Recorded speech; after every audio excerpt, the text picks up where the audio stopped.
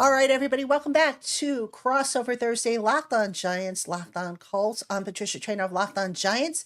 He is Jake Arthur of Locked On Colts. And of course, the Giants host the Colts on Sunday, 1 o'clock kickoff Eastern Time at MetLife Stadium. And Jake, let's talk about the keys to victory. I mean, we'll start with the Colts because, quite honestly, the Giants, I don't know what the keys to victory are. I've got to think about this one. So let's start with you since you're the visitor.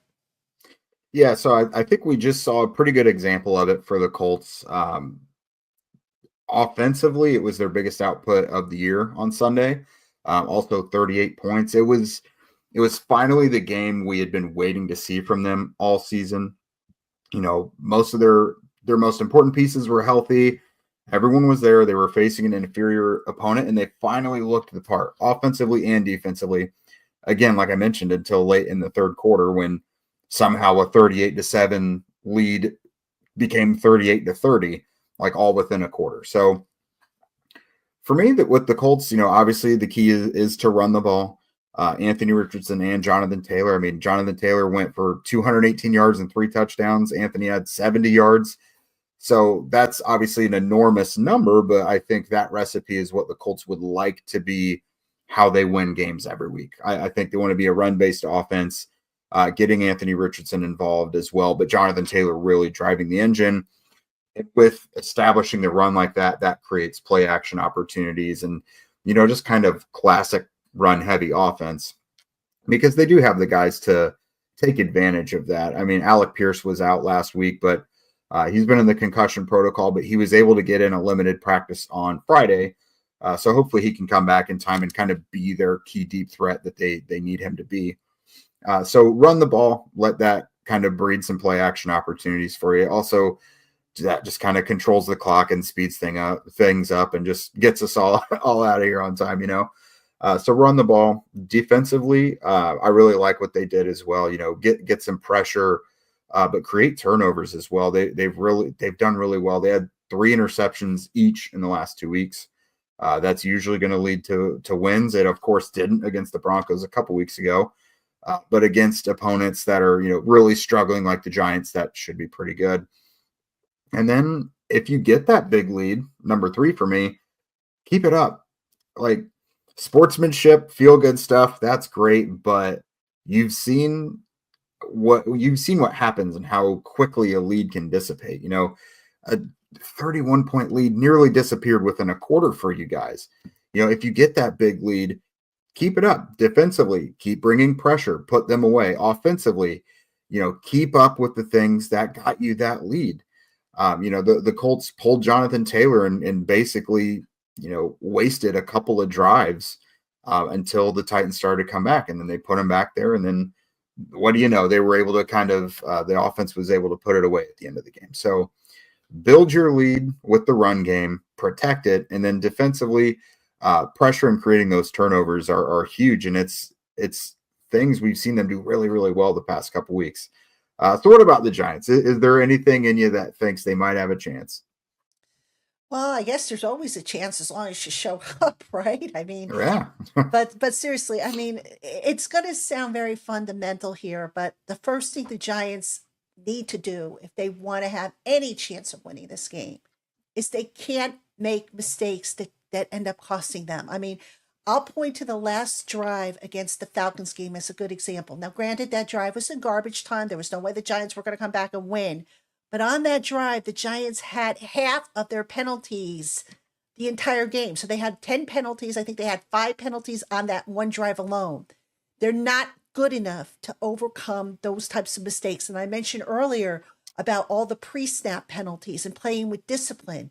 This team has just not done that basically all season long, and it has come back to bite them. You can't have, the quarterback holding on to the ball forever and throwing it late, and now all of a sudden the defender is jumping the route, which we saw in the game as well.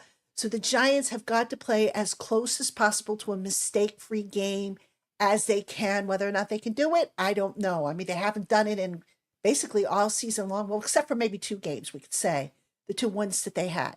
But that was just so long ago. It seems like it was an eternity. So that's key number 1. Defensively, look, you're dealing with a young quarterback in Anthony Richardson. You got to get after him. All right. Now, against the Falcons, who started Michael Penix Jr. for the first time, how many times did the Giants sack him? Guess? Okay. The number of wins that the Giants have at home, which is 0. How many Eesh. times did the Giants get pressure on Michael Penix Jr. to where they hit him? Just 2. The Giants' pass rush started off on fire. At one point they were leading the league in sacks.